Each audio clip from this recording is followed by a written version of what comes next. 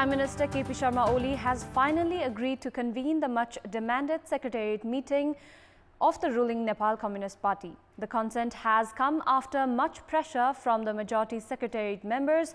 However, following yesterday's court verdict that paved way for Vice Chairman Gautam to assume ministerial position, the majority equation in the 9-member secretariat committee might take a dramatic twist.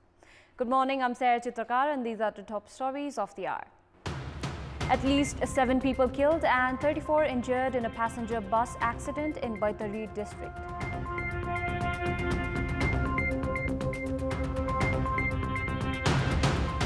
Prime Minister Oli agrees to convene the Secretariat Committee meeting, the Dahal faction mulling over strategies to corner the Premier in the meeting today. The government in a quagmire to deal with the much-touted Social Security Fund. No relief for pandemic. Hit employees raises question over the program. And Nepal taking on Bangladesh today at the Bangabandhu Stadium in Dhaka. Some 80,000 spectators to be allowed inside the stadium.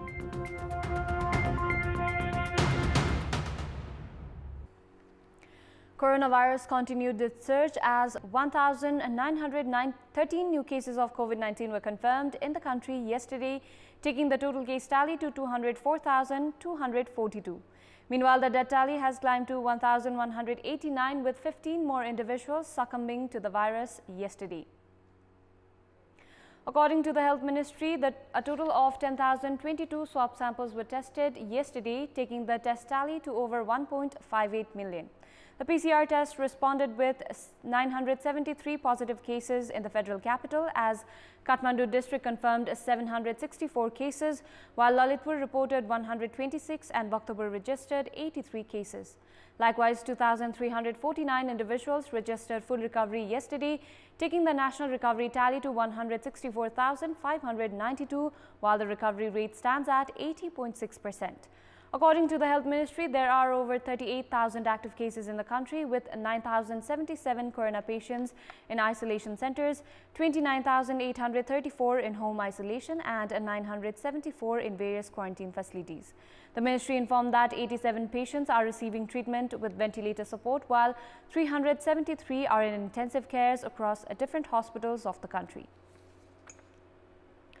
9 people have died and 34 people have been injured in a bus accident last night in Kotpe of Baitadi's Patan municipality.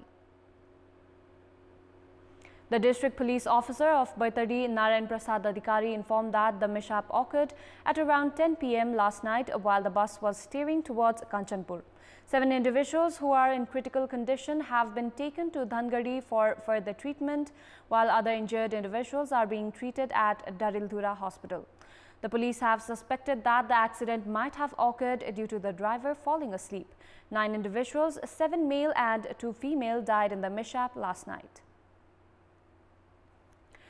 Amid escalating dispute in the national politics, Chairman of the ruling Nepal Communist Party and Prime Minister KP Sharma Oli has finally agreed to convene the Secretariat Committee meeting. With the consent of Premier Oli, Party's General Secretary Bishnu Paudel has called the Secretariat meeting for late afternoon today. However, it is still not clear whether Premier Oli is ready to discuss the contentious issues raised by the dissident faction led by Executive Chairman Pushpa Kamal Dahal and accept a majority decision. The Dahal-led faction that was engaged in internal discussion all day will decide on additional strategies depending on how Prime Minister Oli would present himself in today's meeting. Even as Dahal has been given executive power to run the party, the Secretariat meeting of the ruling party was not possible until Premier Oli agreed to convene. Prime Minister Oli did not budge from his standpoint despite the majority members of the Secretariat committee mounting pressure on him by holding several of what was called informal Secretariat meetings. With the heightening power conflict between 2 chairmen, the party has remained on the verge of a split for quite some time now.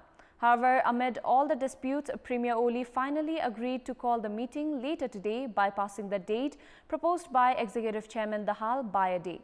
Political analysts have opined that the intra-party dispute would totally rely on Prime Minister Oli's response if the majority members of the Secretariat take a decision against Prime Minister Oli's liking. The scenario is possible given that the disgruntled faction has openly started expressing its resentment over the Premier's ways of defying the decision of a standing committee. The disgruntled faction, led by Executive Chairman Dahal and comprising senior leader duo Jhalnath Khanal and Madhav Kumar Nepal, Vice Chairman Bamdev Gautam and spokesperson Naran Kaji Shrestha with a majority in the committee, has reportedly reached a mindset to mount pressure on Premier Oli to step down from the top executive post.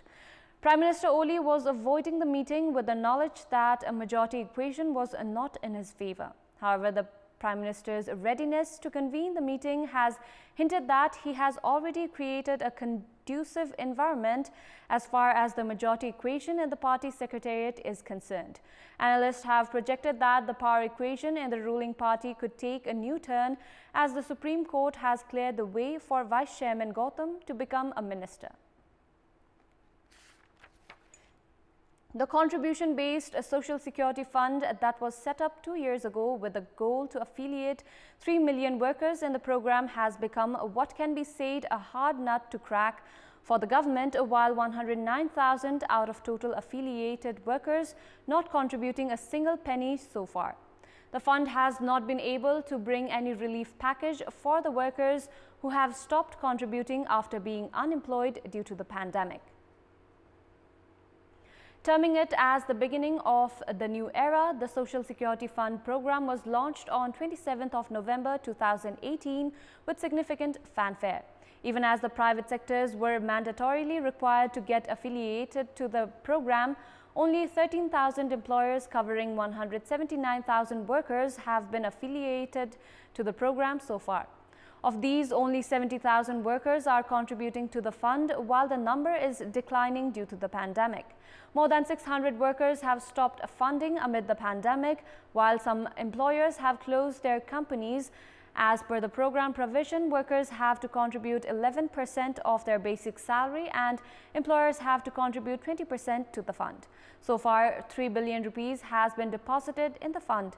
The program facilitates workers with various schemes including medical expenses and pensions, among others. However, in order to withdraw the amount deposited in the fund, the workers has to contribute 15 years of service and reach 60 years of age. The fund did not provide any relief to some of the workers who had been contributing for the past 2 years but could not continue with the program after losing their job amid the pandemic. The fund has argued that there is no provision to return the money to the workers unless they have contributed for 15 years. Experts say there is no point of operating such fund which cannot provide assistance to employed contributors and cannot return money of those who have lost their jobs. Tihar Festival, also known as the Festival of Lights, begins from today. On the first day of the festival, known as Kaak Tihar, crows are worshipped as the messengers of death. During the festival, people decorate their house with colorful lights, flowers and oil lamps. People also cook and eat various delicacies, including sweets and a traditional Nepali food, sel roti, made from rice flour in the shape of a ring. Playing Deusi Bhailo and worshipping various animals and birds are the significant aspects of this festival. The stock market yesterday witnessed the second highest turnover in its 4-decade-long history. The stock market closed yesterday gaining 10.8 points, while the total turnover was over 4.82 billion rupees. The trading of 138 million units of shares brought the total market turnover to just over 4.8 billion rupees. This was the second highest single-day turnover in NEPSE's history. The all-time high was created earlier this year on 1st of March with a turnover of 4.84 billion rupees. Nepal Reinsurance Company, Nepal Telecom and Prabhu Bank topped the list in the terms of transaction amount. Shares of Nepal Reinsurance Company worth 281.5 million rupees, Nepal Telecom 267 million rupees and Prabhu Bank 208.2 million rupees were traded yesterday. Likewise, NEPSE index was settled at 1,718.5 points. Trading, commercial, bank, non-life insurance and other groups raised the overall NEPSE yesterday.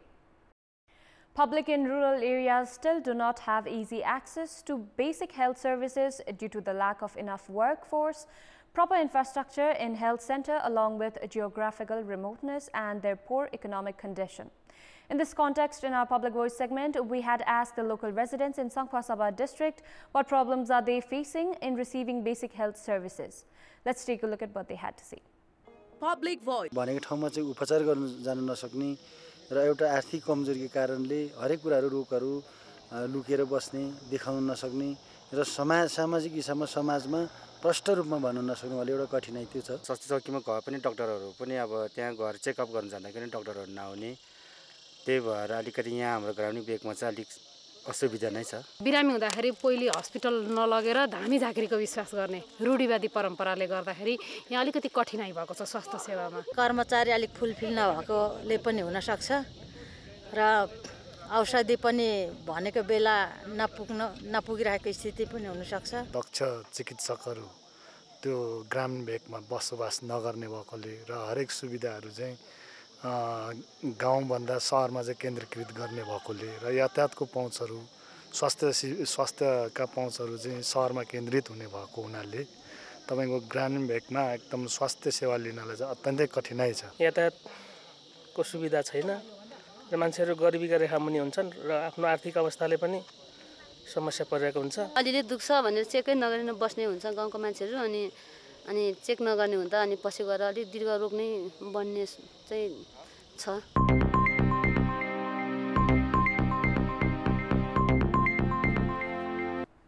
It's time now for our segment Public Pulse, where you text us with your opinion. Public Pulse. Here's the question: what's your take on infrastructure development by encroaching on water bodies? Your options are A, pace of development, B, no concern for nature, and C, asking for trouble. The voting is on. Type NEWS, select your option A, B or C and send it to 34001 to share your opinion with us. Before wrapping up, here's a look at the top stories once again. At least 7 people killed and 34 injured in a passenger bus accident in Baitari district.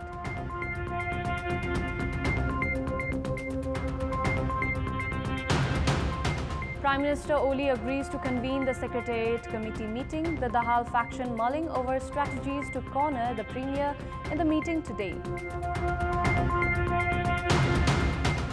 The government in a quagmire to deal with the much-touted Social Security Fund. No relief for pandemic. Hit employees raises question over the program.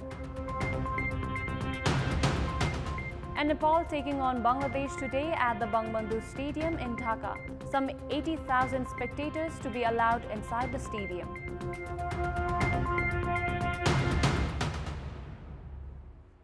And those were our latest headlines. Thank you for watching. Bye for now.